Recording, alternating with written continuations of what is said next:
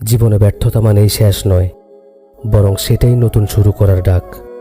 প্রত্যেক সফল মানুষের জীবনের পাতায় পাতায় আছে অগণিত ব্যর্থতার দাগ, কিন্তু তারা সেই দাগগুলোকে লজ্জা নয়, গর্বের প্রতীক বানিয়েছে।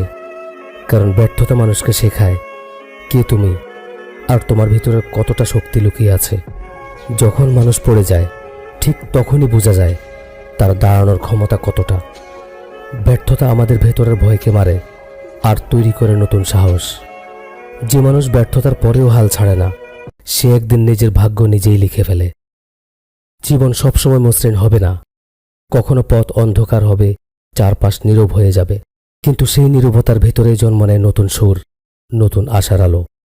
তুমি যদি একবার পড়ে যাও, মনে রেখো তুমি এখনো হেরে যাওনি। কারণ হারা মানুষ সে নয় যে পড়ে গেছে, বরং সে যে আর উঠতেই চায়নি।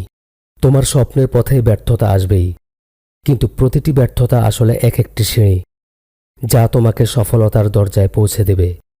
তাই ভয় পেও না, কেঁদে নিও, তারপর আবার মাথা তুলে দাঁড়াও। কারণ এই পৃথিবী তোমার কান্না নয়, তোমার জয়ের গল্প শুনতে চায়।